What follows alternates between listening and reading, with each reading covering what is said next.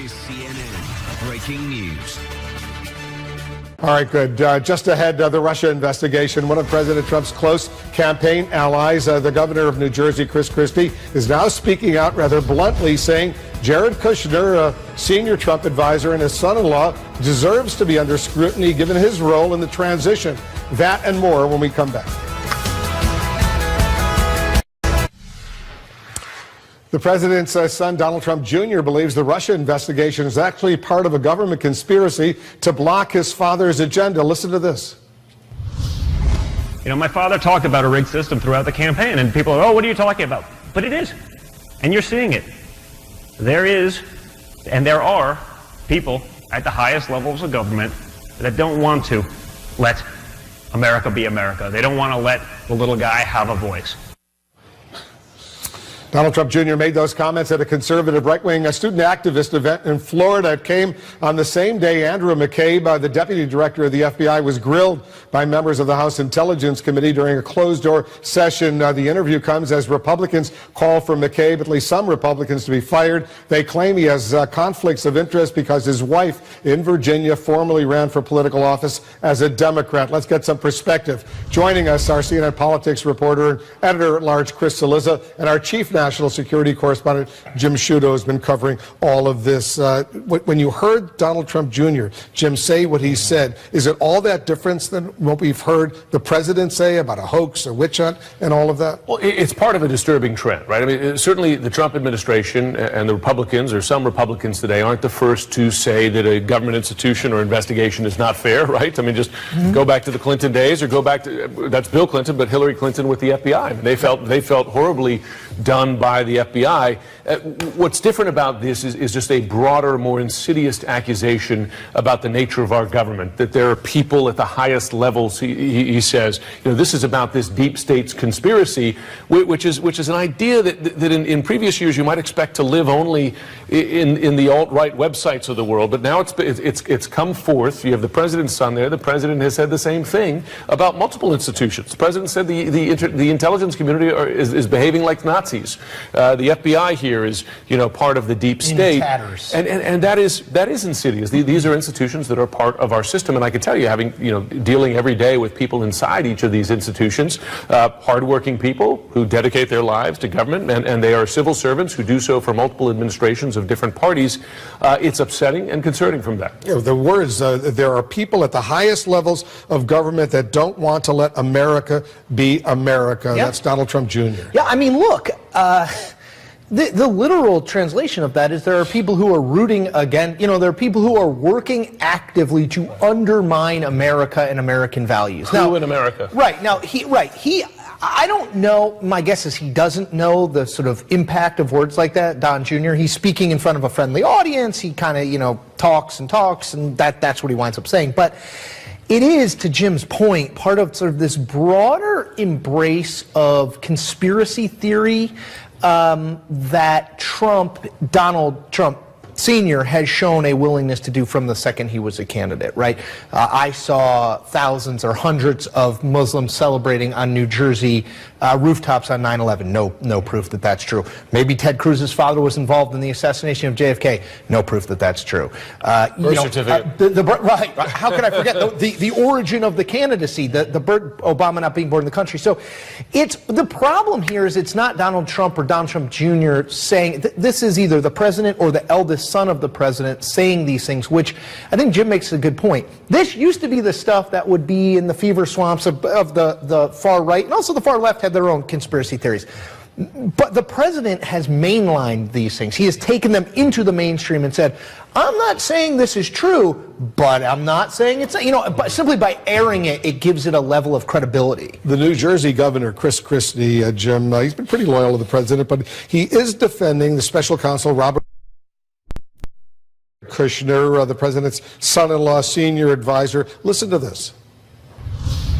I'm telling you that he deserves the scrutiny. You know why? Because he was involved in the transition and involved in meetings that call into question his role. Okay, well then if he's innocent of that, then that will come out as Mueller examines all the facts.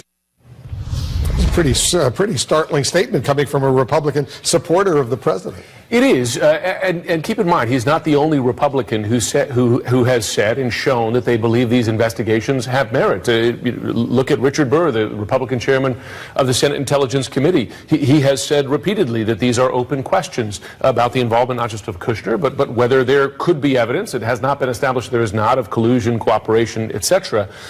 So when you hear that, of course, this has the added personal tone because it was Chris Christie who happened to put Jared Kushner's father in prison for crimes. So we know that they certainly have some bad blood there. But it does show that, whenever you think that that all Republicans make the charge that Mueller, the FBI, the intelligence community are all deep state Democrats who have it in for the president, remember, that's just not true, because there are substantive Republicans, even folks like Christie who supported the president, Richard Burr who campaigned for the president, Mike Conaway, the acting chairman of the House Intelligence Committee, who do not dismiss these civil servants, these institutions, as being biased against the president. And to add to Jim's point, I always remind people, the reason we have a special counsel is because Rod Rosenstein, the Deputy Attorney General in the Trump Justice Department, decided we needed one.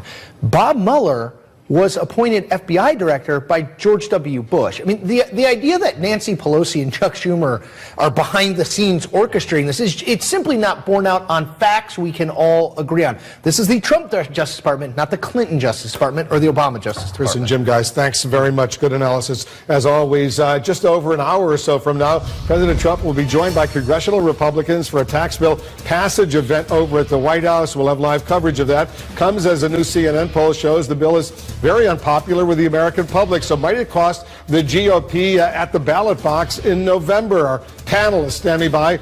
They'll weigh in on that and a whole lot more.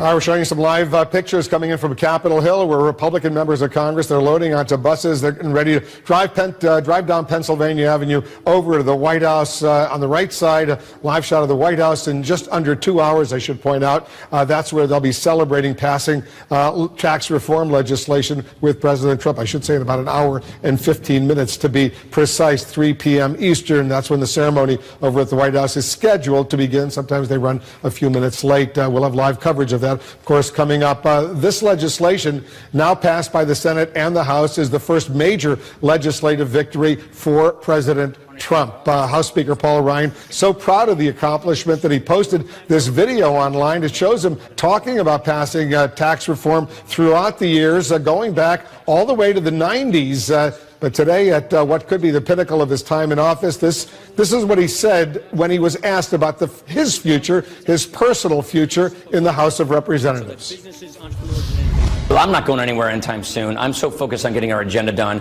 On questions on way down the line, I'll address those way down the line. But in the meantime, we've got a lot of work to do. I'm here to stay. I'm not going anywhere. If something changes down the road in the future, I'll address that down the road. But you haven't decided to run for re-election yet? I haven't even, it's not even 2018 yet. So that's something my wife and I always discuss later in the campaign year, something we haven't even discussed yet.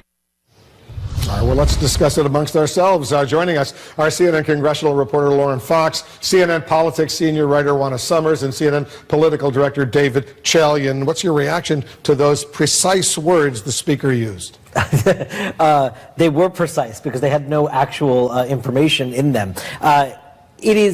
When I heard that this morning, Wolf, I sat there and said, that is the sitting Speaker of the House of Representatives who is just coming off his biggest legislative victory of his career, who is unable to say 10 calendar days away from the election year whether or not he's seeking re-election in his congressional district next year. That's not the normal answer you give if you're all systems go. So for all the batting down of rumors that he's been doing and trying to get donors to calm down that he is going to be around, there's no specificity to a timeline there. To me, that only is going to raise more questions, not tamp them down. Juana, how do you see it?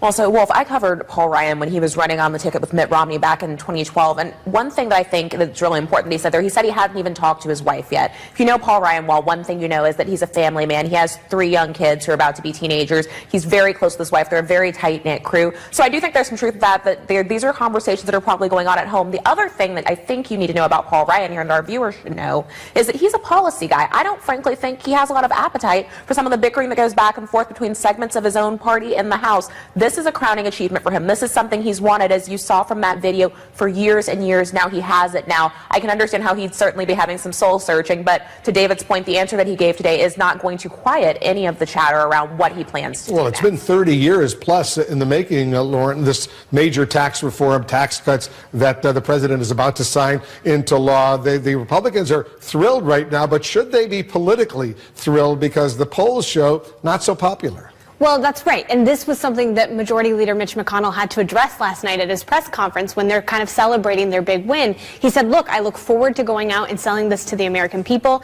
If we can't sell it to the American people, then maybe, we need to get different jobs. He was definitely pressing on that he looks forward to making red state Dems uncomfortable with the fact that they didn't vote for this bill. And so I think a lot of Republicans believe, look, Americans are going to see more money in their pockets and they're going to be happier with this tax bill once they see the actual results, even though Democrats are messaging this as a tax cut for corporations. The Democrats are pretty excited right now, too. They're looking at the polls. One poll, a CNN poll, shows that 56% of the people say they're more likely to vote for a Democrat in the midterm elections. Now, there's a long time between now and November. Clearly, a lot can change. But you see right there, 56% say they're ready to vote for a Democrat. Yeah, that 18-point gap, 56% saying Democrat, 38% Republican on what we call here the generic congressional ballot, that's huge. If that is the reality of the landscape right now, Republicans need to start preparing for a potential very big Democratic wave. As you said, there's time.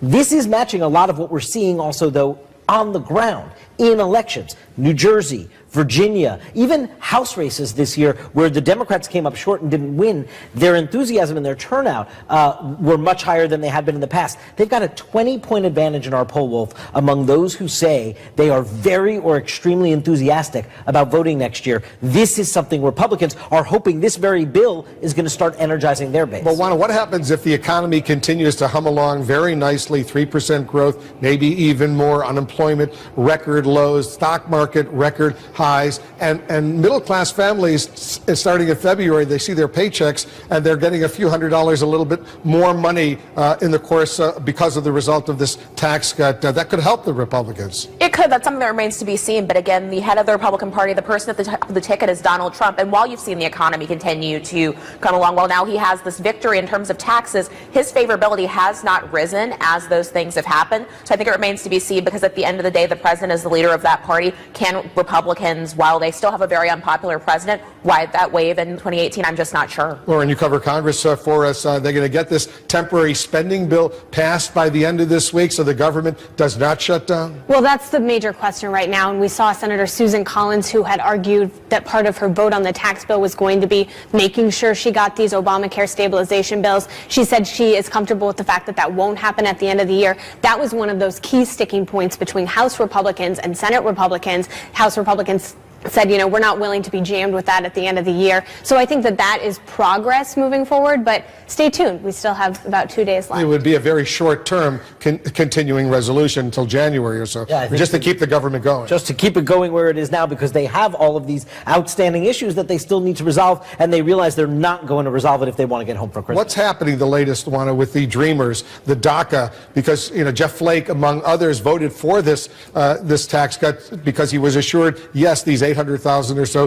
Dreamers, the children who were brought here by their parents illegally, will be allowed to stay. They've grown up here in the United States. Absolutely. I believe we saw Senator Flake signal on Twitter, actually, that there's going to be a vote on that sometime after the first of the years. I think that's going to be one of the biggest issues that lawmakers have to confront as we're looking forward into what are the biggest legislative priorities and the biggest deals for people ahead of 2018. Juana, Lauren, David, guys, thanks very, very much. Ambassador Nikki Haley over at the United Nations issuing a very stern warning to both foes and friends of the United States, saying she's, quote, taking names of any country which votes in favor of a United Nations resolution to condemn America for recognizing Jerusalem as Israel's capital. And look at this. Right now, Republican lawmakers, once again, they're boarding buses, getting ready to drive over to the White House. They'll join the president over there in what's being billed as a celebration of the just passed tax bill. We'll have live coverage and a lot more when we come back.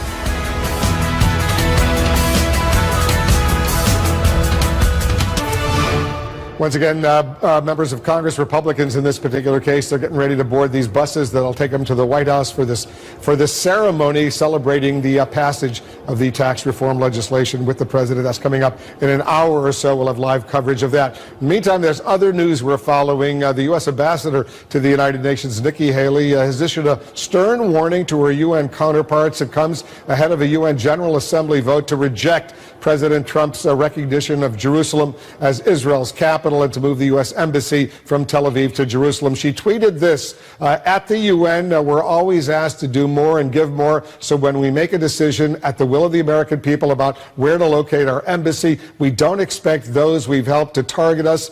On Thursday, there'll be a vote criticizing our choice. The U.S. will be taking names. The threatening line came after Ambassador Haley was outnumbered 14-1 on a similar UN Security Council resolution vote. Let's discuss this with my next guest, CNN military and diplomatic analyst, retired U.S. Navy Rear Admiral John Kirby. He served as a former State Department and Pentagon spokesman during the Obama administration. John, thanks very much for coming in. So the president, he echoed just a little while ago what Nikki Haley just said. Listen to the president.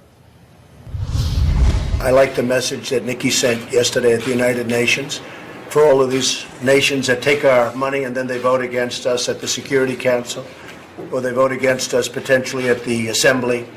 They take hundreds of millions of dollars and even billions of dollars and then they vote against us. Well, we're watching those votes. Let them vote against us. We'll save a lot. We don't care. But this isn't like it used to be where they could vote against you and then you pay them hundreds of millions of dollars and nobody knows what they're doing. So, Nikki, that was the right message that you and I agreed to be sent yesterday, and I've had a lot of good comment on it, believe me.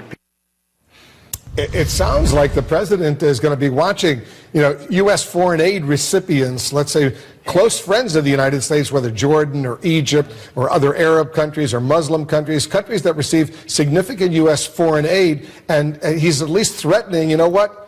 That money is going to be shut down if you vote in favor of this resolution criticizing the United States. Yeah, it's a very transactional way of looking at diplomacy, right? It kind of goes right to his idea of competitive diplomacy. But and unfortunately, he'll be cutting his own nose, despite his face here, because the foreign aid and assistance that we give, if that's indeed what he's talking about cutting, actually goes to help security and stability issues in places where they need that help and assistance and where we can maybe prevent conflict and prevent threats that could eventually challenge the homeland. I mean, there's a purpose for aid and assistance. It's not charity. There's a real political and diplomatic reason to do that. So I think it's insane and actually self-defeating for him to make such a threat like that. In the letter that she circulated to other members of the UN, Nikki Haley, she said what the U.S. has done, what President Trump has done, is simply say the U.S. embassy eventually will be moved and that the U.S. will recognize Jerusalem as Israel's capital. But she goes into detail saying there's no decision about the sovereign